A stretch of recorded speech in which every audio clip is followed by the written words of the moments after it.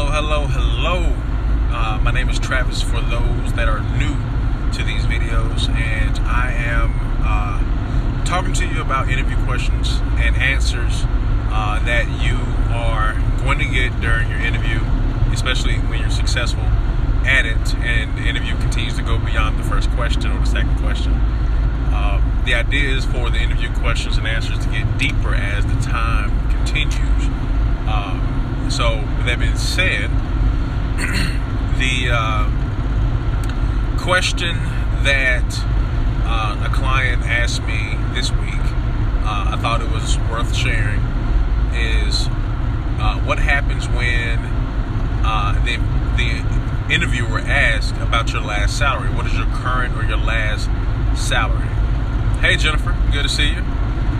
Tevis, it's good to see you as well. This is why I like going live, because the actual people that I know, especially on Facebook, and on Instagram as well, but you guys actually interact with me, and I appreciate that. Danielle, it's also good to see you up here as well. Tim, but what is your current salary? What is your last salary? When the interviewer asks these questions, I think it's very easy to immediately think or question: are they trying to lowball you in your current salary that you want to make with them? Hello, Ms. Edwards, Lakila, Jay. It's good to see you too, Jay. It's very easy. Hey, look, it looks like everybody's jumping on right now. Cisco, Coach Cisco. I'm just go ahead and jump into this video. Just go ahead and get everything out before this video end up being 15 minutes long, because it's not the purpose. Mike, good to see you, sir.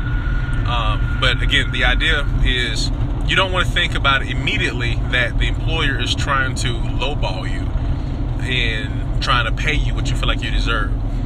Oftentimes they're asking because they want to know that they can keep you.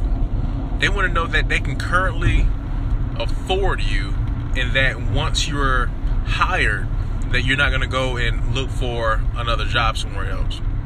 That's what they're looking for. Because yes, some employers are like, oh yeah, well, they're used to making this. We can't, I can't afford to pay them that. I'm gonna see what they'll take, especially when they're desperate, right? Good to see you, Erica. You don't want to be desperate, as I've said in my previous videos.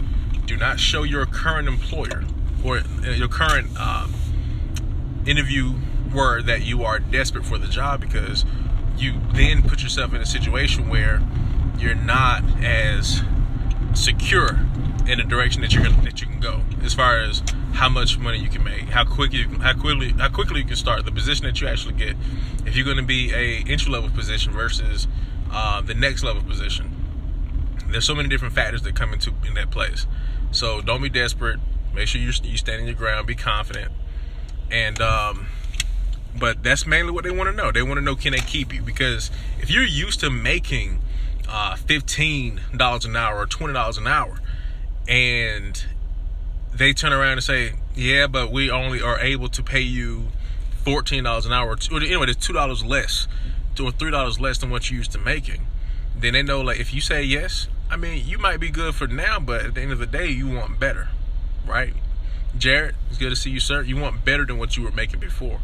So if you accept it, it might be short term, which means their recruiting efforts and hiring efforts and onboarding efforts have gone to waste, and now they got to do it all over again. So they want to avoid that.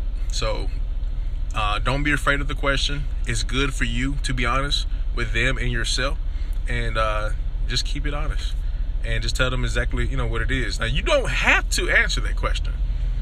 I want to be extremely clear about that, is that you don't have to tell them what you made if you feel that uncomfortable about it. But I do strongly recommend, again, that if you do want to be considered with them, just remember that the process that you're going through is not just for them to ask you questions. It's for you to ask them questions as well. It's an equal opportunity for you both to interview each other. And I think that if you both can just be honest at the table, you'll probably save each other some time. But you can also do your research before you even go to that position and see what they pay their current people in their role. So there's many ways to get around. There's many ways to be successful and be more confident. And at the end of the day, that's what it's about. So until next time, my name is Travis, and I'm just an HR guy that writes resumes that I want you to be successful, and I'll see you at the finish line, and we'll grow from here.